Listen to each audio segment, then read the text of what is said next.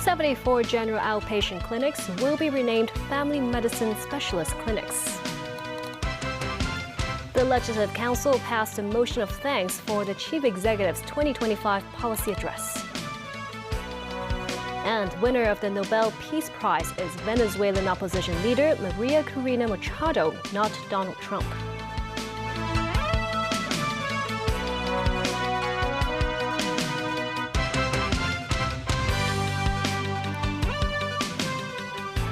Good evening, and thank you for joining us. Starting tomorrow, 74 general outpatient clinics under the Hospital Authority will be renamed Family Medicine Specialist Clinics, while community health centers will be renamed Integrated Family Medicine Centers. That marks a shift from treatment-based services to a preventive care model. Consultation fees will remain unchanged. The North District Family Medicine Integrated Center, which began trial operation at the end of last year, opens today. In addition to medical consultations, it provides chronic disease management, physiotherapy, and occupational therapy services. The center also offers muscle training for the elderly and leverages digital tools to improve rehab and prescription dispensing efficiency, having served more than 130,000 people so far. The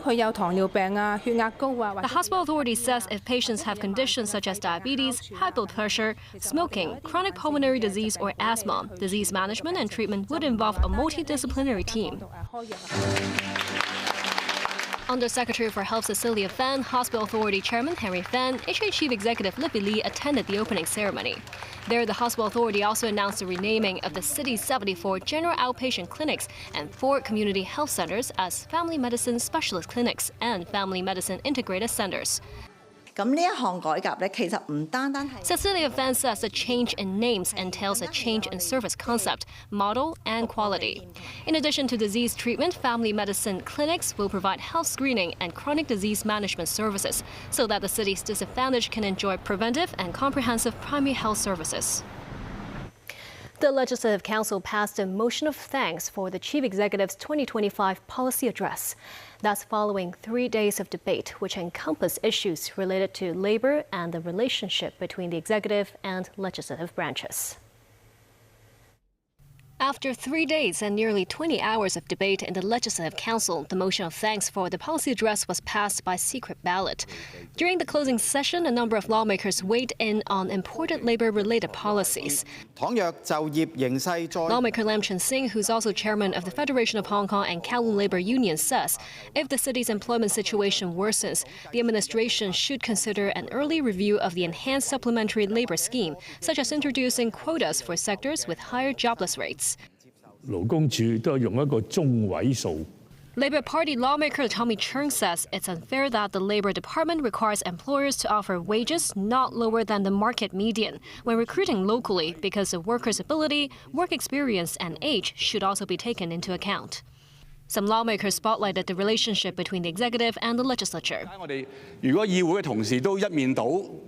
Lawmaker Paul Zeh says if legislators are excessively supportive of government policies without scrutiny, LegCo would lose its constitutional function.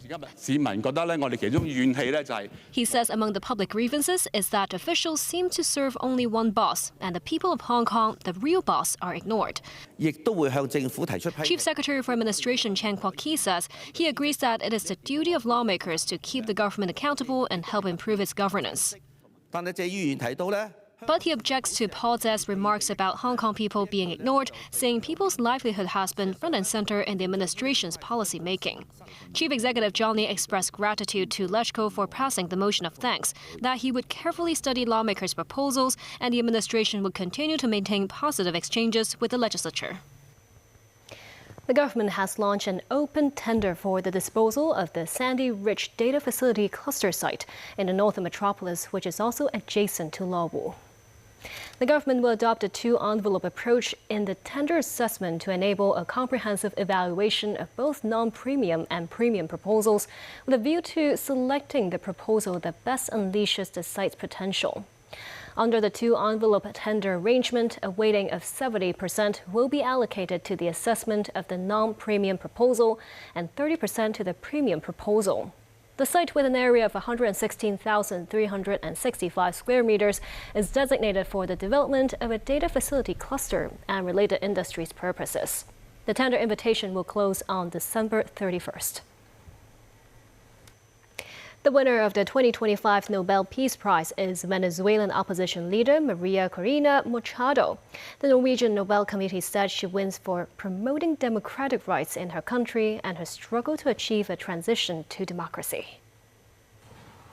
The Nobel Peace Prize for 2025 goes to a brave and committed champion of peace, to a woman who keeps the flame of democracy burning amidst a growing darkness. The Norwegian Nobel Committee has decided to award the Nobel Peace Prize for 2025 to Maria Corina Machado. When asked about U.S. President Donald Trump's public desire to win the Peace Prize, Freund has said that they only base their decisions on the work and the will of Alfred Nobel. The 2025 Nobel Peace Prize was awarded a few hours ago in Oslo, Norway. Israel's government approved a ceasefire with the Palestinian militant group Hamas Friday, which came into effect at noon. It clears the way to suspend hostilities in Gaza within 24 hours and free Israeli hostages held there within 72 hours after that. Many Palestinians in Gaza were relieved to hear the news, but it was mixed with pain from staggering losses and concern about what comes next. Tracy Furness has more. Multiple explosions were seen on the Gaza skyline overnight into Friday, even as Israel's cabinet approved the outline of a deal to release hostages held by Hamas. It's a key step in implementing a ceasefire, the exchange of hostages for Palestinian prisoners brokered by U.S. President Donald Trump. Last night we reached a momentous breakthrough in the Middle East, something that people said was never going to be done. We ended the war in Gaza and really, on a much bigger basis, created peace. Peace in the Middle East. We secured the release of all of the remaining hostages, and they should be released on Monday or Tuesday. Getting them is a complicated process. I'm going to try and make a trip over. We're going to try and get over there. World Food Programme officials said they are taking advantage of a ceasefire to feed hundreds of starving people in Gaza. The World Food Programme has been calling for a ceasefire for a long time. The people of Gaza have been desperately waiting for this moment. They have been displaced multiple times, chased by the threat of hunger and malnutrition, and making impossible choices to survive. Ceasefires opens the way. The World Food Programme will bring in the lifelines, and we are already scaling up. We have restarted the bakeries last Sunday. More than 100,000 bundles of fresh bread are being provided daily as we speak to families in Gaza. With access, we can bring in the supplies in big volume. Celebrations were already underway Thursday night in the southern Gazan city of Khan Yunis after the US president announced parties had agreed to the first phase of a deal, signaling a major breakthrough in the two-year war in Gaza. This displaced woman said, "We are very happy with this. We can send our children to school without fear. They can go out in the streets without us having to fear. We can sit in our tents without fear." Tracy Furness, TVB News. A 7.4 magnitude earthquake this morning off the southern Philippines killed at least 2 people, damaged a hospital and schools, and knocked out power. Officials have ordered villagers to evacuate from nearby coastal provinces over possible tsunami threats. The Philippine Institute of Volcanology and Seismology said the quake was centered at seas about 62 kilometers southeast of Manay Town in the Davao Oriental province. It was caused by movement in a fault at a shallow depth of 10 kilometers. The Pacific Tsunami Warning Center in Honolulu said hazardous waves were possible within 300 kilometers of the epicenter. The Philippines is still recovering from a September 30th earthquake with a magnitude 6.9 that left at least 74 people dead and displaced thousands of people in the central province of Cebu. And still ahead, concerns over China's latest export curbs on certain types of rare earths. Immigration Department continues its crackdown on illegal workers. And the government launched the city's second cybersecurity attack and defense drill.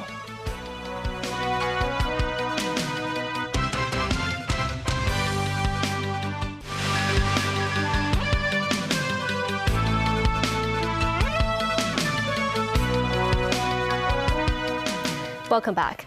The European Commission has expressed concern about China's latest export curbs on certain types of rare earth minerals and related technologies.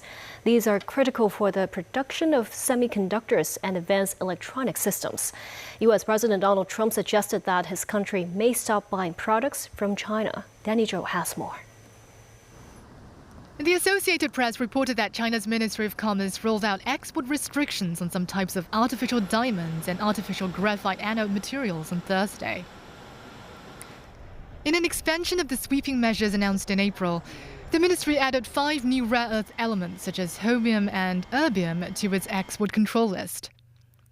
Related production technologies and their overseas use, including military and semiconductor applications, will be under tighter restrictions that require export licenses approved by authorities. The European Union, which depends heavily on China for rare earths, said it was worried by the announcement, with senior officials examining the details. A European Commission trade spokesperson said he expects Beijing to act as a reliable partner. He hopes Beijing can ensure stable, predictable access to critical raw materials. Some analysts speculate that China intends to leverage its rare earths as a bargaining chip in a possible meeting between President Xi Jinping and US President Donald Trump on APEC sidelines later this month. In Washington, Trump told reporters he hasn't been briefed on the curbs, but hinted the US could stop purchases of Chinese goods. Look, we have the ultimate export. We have import. And we have export. We import from China massive amounts, and maybe we'll have to stop doing that. Danny Zhou, TVB News. President Xi Jinping has sent a congratulatory message to the North Korean leader on the ruling party's 80th founding anniversary. Premier of the State Council Li Qiang, who is in Pyongyang for an official visit, held a meeting with Kim Jong-un on Thursday. Li conveyed President Xi's greetings and best wishes to Kim.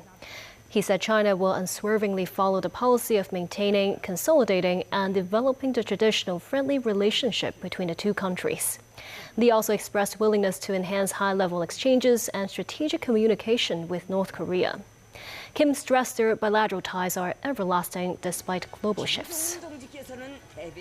The Immigration Department has continued its crackdown on illegal workers, arresting 19 individuals over the past week. During the operations, evidence including bicycles used by illegal workers for food delivery, guarantees, and bank statements were seized. From Thursday to this Thursday, the Immigration Department conducted a joint operation with the Labor Department. They pinpointed areas where illegal food delivery workers were active and arrested 5 food delivery workers of non-Chinese descent and 3 Hong Kong residents with food delivery platform accounts. The Immigration Department also inspected 133 target locations across Hong Kong, including restaurants and logistics warehouses, arresting 8 illegal workers suspected of working as cleaners, dishwashers, cooks, and in logistics.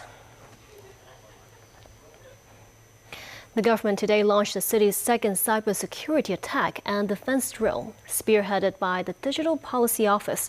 The drill will span 3 days for a total of 60 hours. Authorities hope the exercise could help them prepare for the upcoming 15th National Games and the 2025 Legislative Council elections. Samantha Lee reports. During the 3-day drill, the Red Hacker team made up of cybersecurity professionals would perform simulated cyber attacks on the participating organizations' designated information systems to identify potential security risks. Meanwhile, the Blue Defense Team, featuring 25 government departments and 9 public organizations, would work in their offices while preparing for the attack. The exercise runs for 60 hours, during which attackers launch strikes by sending phishing emails or finding loopholes in the systems. The Blue Team will gain points if they are able to detect an attack. Otherwise, their Red opponents will score points. For the Blue Team, in fact, they are doing their normal system operations and service provisions at the office, which is everything like a business as normal. But at the same time, they need to get prepared for all these sudden attack throughout these 60 hours. Because, as I explained before, the real hacker will not make an appointment to you to do the attack. They will be attacking or planning the attack to a system if they want, any times over the day. Secretary for Innovation, Technology and Industry Sun Deng said the test included more participating bodies than last session. He hopes the drill can help identify if precautionary measures are sufficient to resist cyber attacks in preparation for the upcoming 15th National Games and the 2025 Legislative Council election. The 60-hour-long drill aims to strengthen Hong Kong's cyber resilience and protect the interests of society and businesses. Samantha Lee, TVB News. After the Hong Kong-China football team secured a 4-3 away victory against Bangladesh in the Asian Cup qualifiers, they will host Bangladesh again next Tuesday at the Kai Tak Stadium, and fan groups are actively preparing to cheer for the Hong Kong team. Celine Chan tells us more. Over 40,000 fans packed the stands and watched Hong Kong team players snatch a 1-0 victory against India in the Kai Tak Stadium months ago. What is etched into everyone's memory isn't just Stephen Pereira's match-winning penalty. That night also belongs to this epic 44-by-26-meter goal Hong Kong tifo, which dominated the North Stand. I experienced this in Shanghai in my club, but it's different feeling playing back for Hong Kong team. Unbelievable moment for me, for the development of Hong Kong football. So yeah, hope more to come, and let's see in the future. The Hong Kong football team will return under the Kai Tak lights next week, and the energy from that victory is still electric. All tickets were sold out within a day.